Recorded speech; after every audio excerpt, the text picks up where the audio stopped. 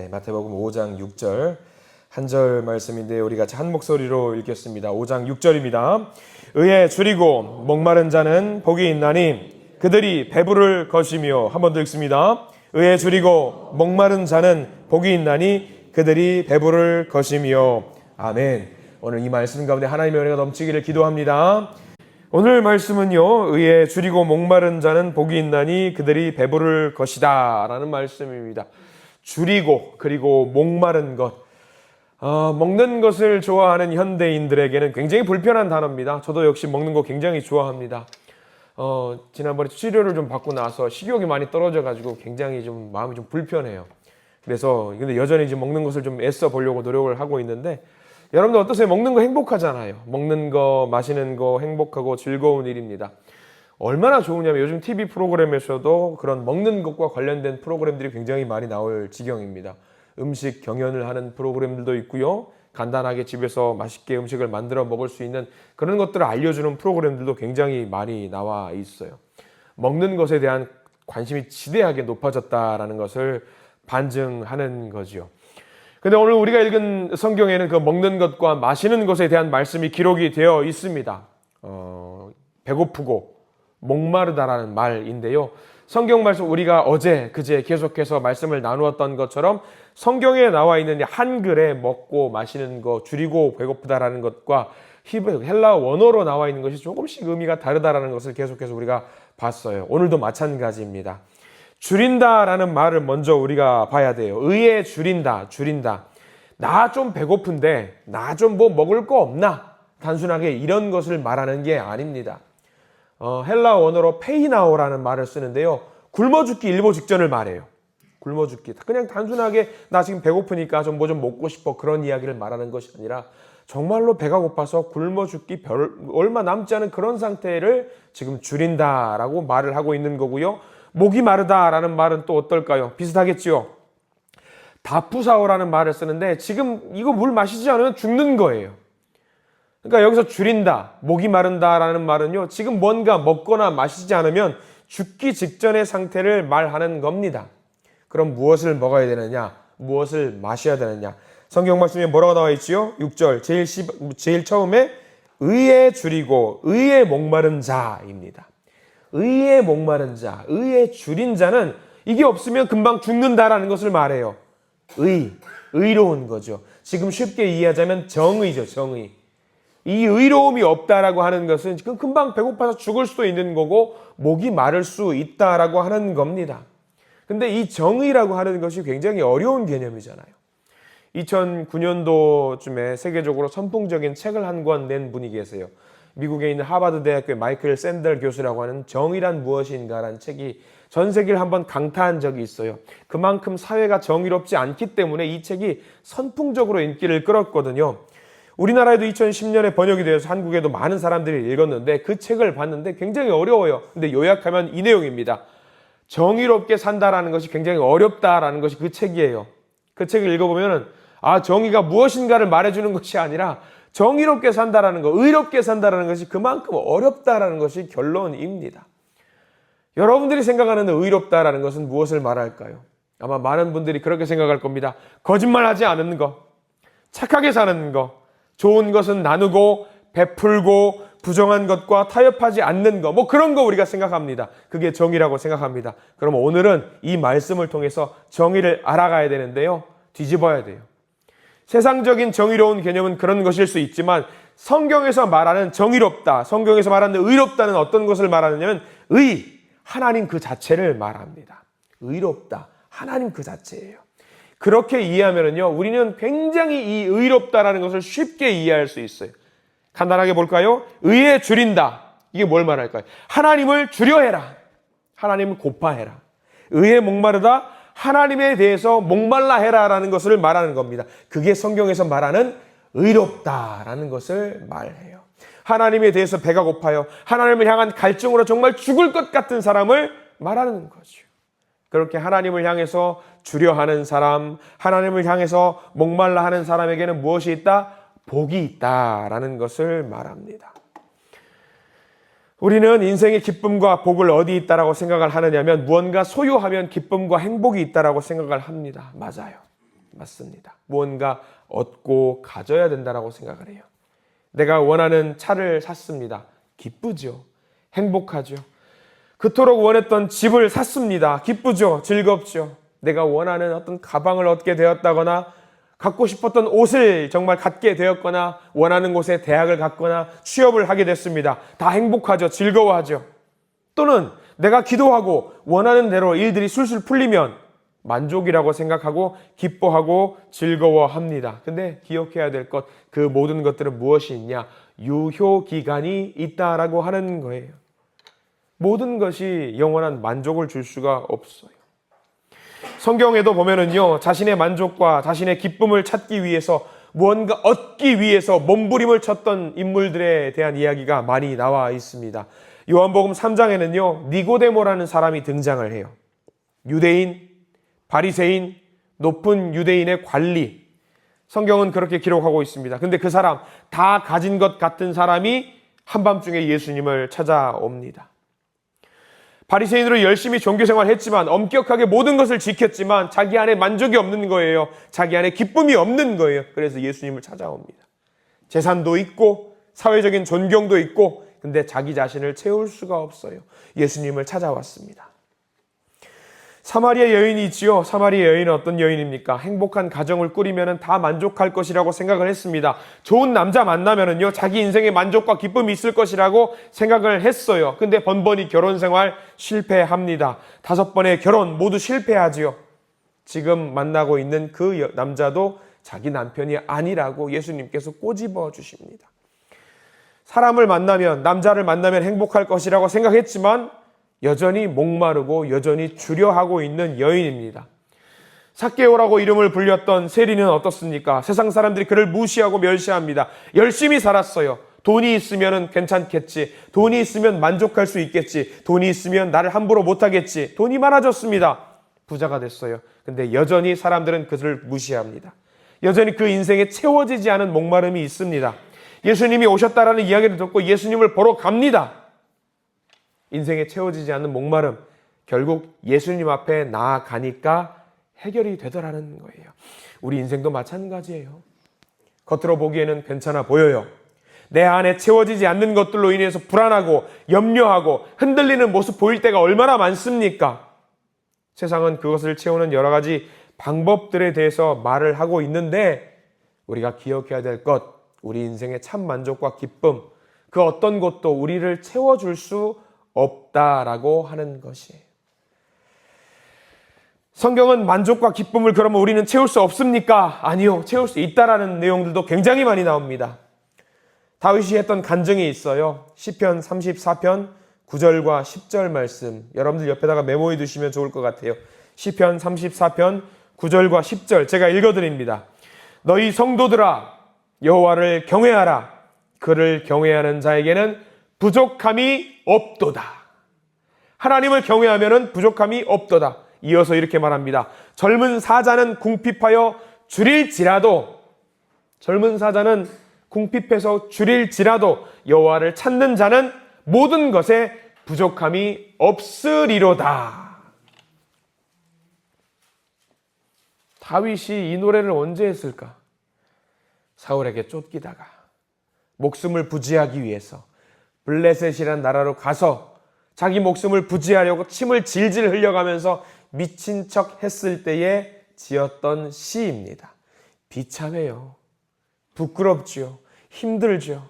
사람들이 봤을 때에 저 사람은 쫓기는 사람이고 다 가진 거 아무것도 없는 사람이다 라고 말을 합니다. 근데 그 상황 속에서 다윗이 뭐라고 말을 합니까? 아무것도 없는 것처럼 보일지라도 하나님 앞에서 하나님 저는 부족합니다. 저는 부족합니다. 누가 봐도 줄인 상황, 누가 봐도 배가 고픈 상황, 죽을 것처럼 힘든 상황인데 다윗은 그 상황이라고 할지라도 하나님을 찾으니까 내게 부족함이 없으리로다 라고 고백을 했다라고 하는 거예요. 참 귀한 고백이죠. 시편 23편 1절 혹시 아시는 분? 시편 23편 1절 여호와는 나의 목자시니 내게 부족함이 없으리로다. 아멘. 여호와는 나의 목자시니 내게 부족함이 없으리로다. 신약 성경에도 예수님은 그런 말씀을 하십니다. 요한복음 4장 13절과 14절 말씀에 이런 말씀이 있어요.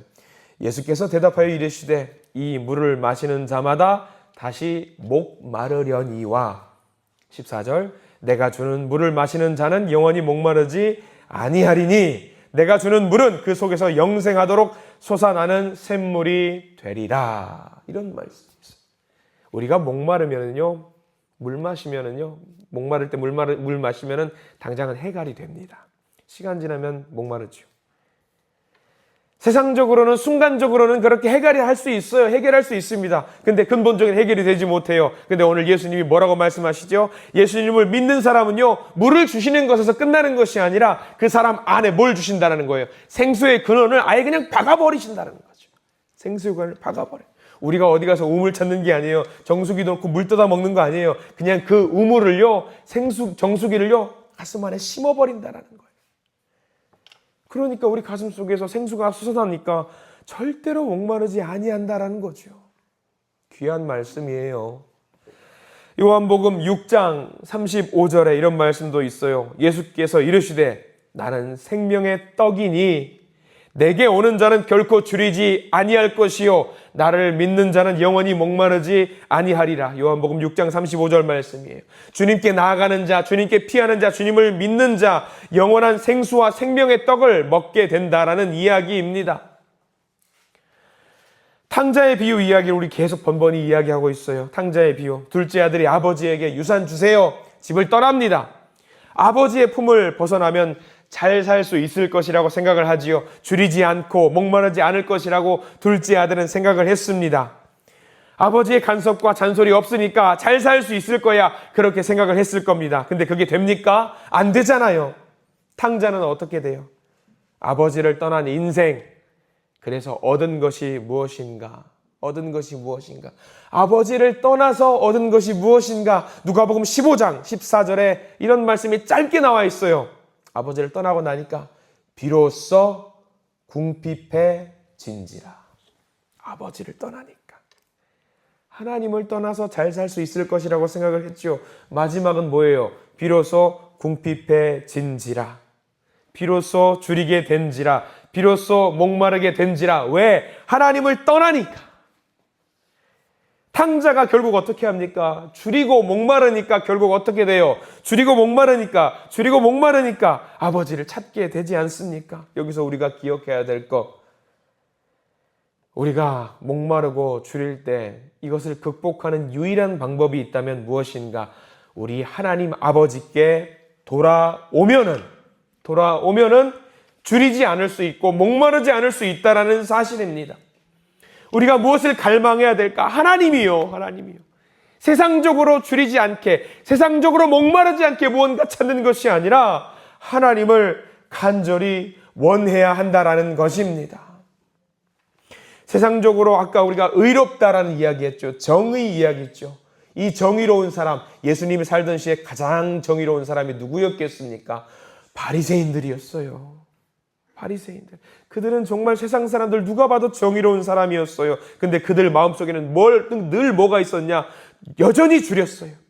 여전히 목말랐어요. 오히려 예수님이 정의로워 보이는 사람들에게 뭐라고 말을 합니까? 화가 있을 것이다. 회칠한 무덤 같다라고 예수님이 선포하시지 않습니까? 의로운 사람은요, 선한 것이 넘치는 사람이 아니에요. 하나님의 은혜가 넘치는 사람이 의로운 사람이에요. 오히려 의로운 사람은요, 뭐라고 말해야 돼요? 하나님, 제 안에 선한 것이 없어요. 하나님, 제 안에 은혜가 없어요. 하나님, 저를 도와주세요. 이렇게 고백하는 사람이 오히려 더 의로운 자입니다. 그렇게 내가 줄이고 목이 마르다, 주님으로 인해서 목이 마른 인생이다, 그렇게 하나님 앞에 고백할 때 하나님은 그렇게 고백하는 자를 향해서 말씀을 하십니다. 내가 너를 줄이지 않게 할 것이다. 내가 너를 절대로 목마르지 않게 할 것이다. 여러분들 그렇게 오늘 하루 살아가실 때에, 앞으로 사람을 살아갈 때에 하나님, 제가 정말 하나님이 없어서 의에 줄이고 목마른 자로 살기 싫어요. 하나님, 제 안에 들어와 주시옵소서. 그래서 의에 줄이지 않고 목마르지 않은 자로 살게 해주세요. 그렇게 기도하시는 저와 여러분들 되시기를 간절히 소망합니다. 어쩌면 말씀과 상관이 없는 이야기가 될 수 있겠지만 예전에 여러분들 2002년 한일 월드컵이 있었을 때 우리나라 축구 감독이 누구였는지 아세요? 먼 옛날 이야기여서 다 기억에서 안 나시죠? 홍명보였죠? 그죠? 히딩크 감독이었죠. 히딩크 감독이 16강이 확정되고 나서 했던 명언이 하나 있어요. 16강이 확정되고 나서 올라갔어요. 했던 말 무슨 말인지 혹시 기억나시는 분? 나는 여전히 목마르다. 나는 여전히 배고프다. 이 말을 했어요. 저는 그 말이 갑자기 생각났어요. 히딩크가 배가 고파서 목마르다고 배고프다고 했겠어요? 아니요. 더 우승하고 싶다라는 거죠. 승리하고 싶다라는 거죠. 히딩크 감독이 세상적인 사람이기 때문에 그럴 수 있다라고 생각을 합니다. 여러분들은요? 저는 간절히 히딩크 감독의 말을 빗대서 이야기하자면 하나님의 은혜에 여전히 매일같이 매 순간 고파하시는 저와 여러분들 되시기를 축원합니다. 하나님의 은혜를 고파하시고요. 하나님의 은혜를 목말라 하십시오. 그 하나님의 은혜를 여러분들의 가슴에 그냥 박아버리세요.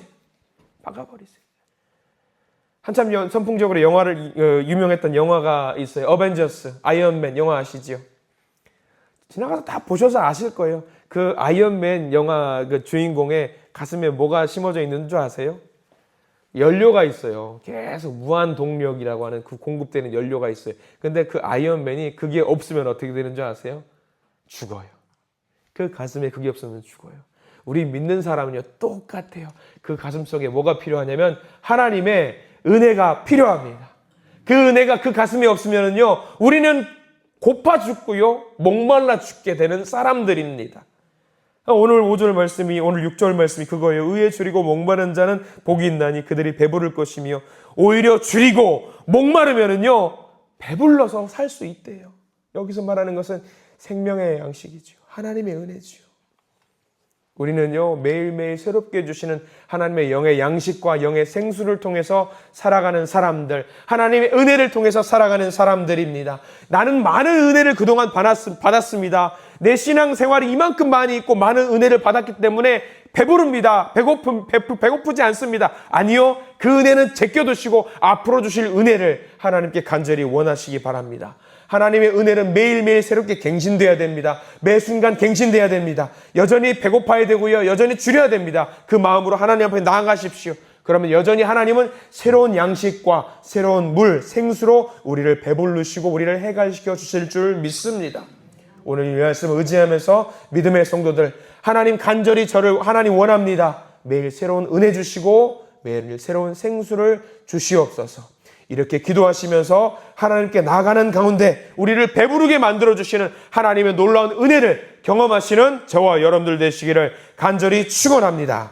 기도하겠습니다. 의로우신 하나님, 우리는 세상의 많은 것들을 갈망하며 살아가지만 정작 하나님을 향해서 목말라 하지 못했던 연약한 모습을 가지고 살았습니다.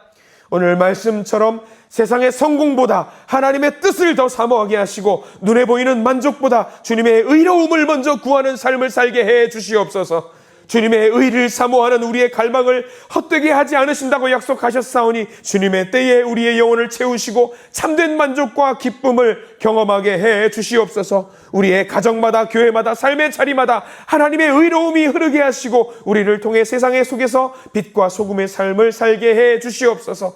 오늘 들은 이 말씀이, 오늘 받아먹은 이 말씀이 잠깐의 감동으로 끝나지 않게 하시고 우리의 삶을 바꾸는 온전한 영의 은혜가 되게 해 주시옵소서. 우리의 참된 만족과 생명 되시는 예수 그리스도의 이름으로 간절히 기도드립니다. 아멘.